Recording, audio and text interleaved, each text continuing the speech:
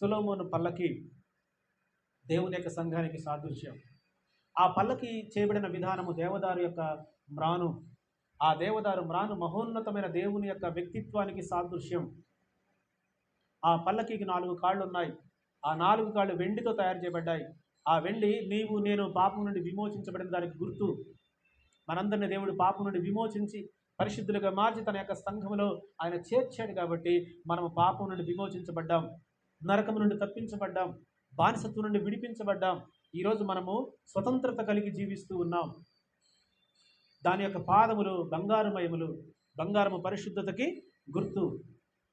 సంఘంలో ఉన్న ప్రతి ఒక్కరు కూడా, పల్లకీని మోసే ప్రతి ఒక్కరు కూడా, పరిచారకులుగా ఉండే ప్రతి ఒక్కరు కూడా పరిశుద్ధమైన భక్తి జీవితం కలిగి జీవించాలి. ఎందుకంటే నేను పరిశుద్ధుడు కనుక మీరును పరిశుద్ధులై ఉండమని దేవుని యొక్క వాక్యము మనకు సెలవిచ్చింది. కాబట్టి బంగారము పరిశుద్ధ గుర్తు అయితే నీవు నేను సంఘంలో పరిశుద్ధులుగా జీవించడానికి మనం ఇష్టపడాలి. దాని యొక్క లోపలి భాగము ఆ విచిత్రమైన కుత్తు పనితో యెరూషలేము కుమార్తెలు అలంకరించారు. అది ఏ రంగులో ఉంది? ధూమ్ర వర్ణములో ఉంది. ఆ ధూమ్ర వర్ణము యాజకత్వానికి గుర్తు, యాజకత్వము సమర్పణకు గుర్తు, యాజకత్వము పరిశుద్ధత గుర్తు, యాజకత్వము దేవుని యొక్క పరిచర్యకు గుర్తు. అయితే మనలో ఉన్న మనమందరము కూడా దేవుని యొక్క మందిరాన్ని అలంకరించే వారమే ఉండాలి. ఈ మందిరం లోపలికి వచ్చిన మనమందరం కూడా లోపలి భాగంలో ఉన్నటువంటి వాళ్ళ అలంకరణగా ఒకరినొకరు ప్రేమించుకునే వారిగా, ఒకరినొకరు ప్రోత్సహించుకునే వారిగా, ఒకరి ఎడల ఒకరు గౌరవం కలిగినటువంటి వారిగా, వాళ్ళు ఎక్కడ పోతే నాకెందుకులే, వాళ్ళతో నాకెందుకు అనేటటువంటి మనసు, అది సాతాను సంబంధమైన మనసు. అలాంటి మనసు కాదు ఉండాల్సింది. ప్రేమ, ఒకరి ఎడల ఒకరికి దీర్ఘశాంతం, ఒకరి ఎడల ఒకరికి దయాళుత్వం, ఒకరి ఎడల ఒకరికి మంచితనం, ఒకరి ఎడల ఒకరు ఆశా నిగ్రహం కదా, ఒకరి మీద ఒకరికి భక్తిభావం, ఒకరి మీద ఒకరికి గౌరవ భాగం కదా. ఇవన్నీ కూడా సంఘంలో ఉన్న వారందరూ కూడా ఈ యొక్క గుణగణాలతో అలంకరించాలి సంఘాన్ని. సంఘాన్ని అలంకరించడం అంటే పెయింట్లు వేయడము, లేదంటే ఇంకేదైనా డెకరేషన్ చేయడం కాదు. మన యొక్క గుణగణాలతో సంఘం అలంకరించబడాలి కదా. ఒక్కొక్క సంఘము ఒక్కొక్క పేరు ప్రఖ్యాతులు గాంచింది కదా. కొన్ని సంఘాలకి కొన్ని పేర్లు. అది ఆ సంఘంలో అలా ఉంటారు, ఈ సంఘంలో ఎలా ఉంటారు, ఈ సంఘం సిద్ధాంతం అది, ఈ సంఘం సిద్ధాంతం ఇది. ఇవన్నీ కాదు. మన సంఘానికి వాక్యమే సిద్ధాంతం. మరి ఏ సిద్ధాంతాలు ప్రత్యేకంగా లేవు. ఉన్నాయా మన సంఘంలో? కొన్ని సిద్ధాంతాలు ఉన్నాయా? లేవు.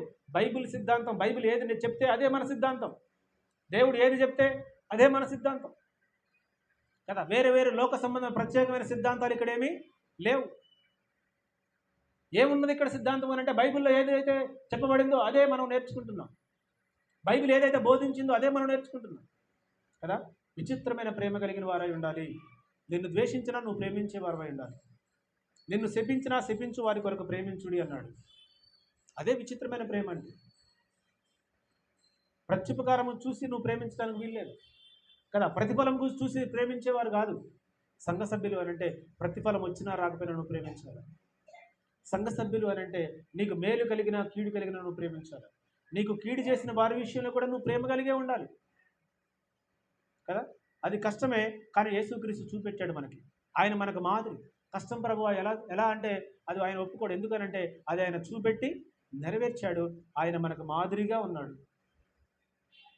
అలా ఎలా ఉండగలము అని అంటే, నేను ఉన్నా కదమ్మా మీరు ఎందుకు ఉండలేరు అంటాడు ఆయన. అందుకే ఆయన దగ్గర తప్పించుకోవడానికి అవకాశం లేదు.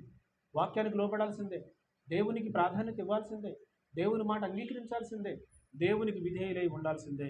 అత్యుకృప దేవుడు మనకు దయచేయను గాక. కళ్ళు మూసుకుందాం, ప్రార్థన చేసుకుందాం.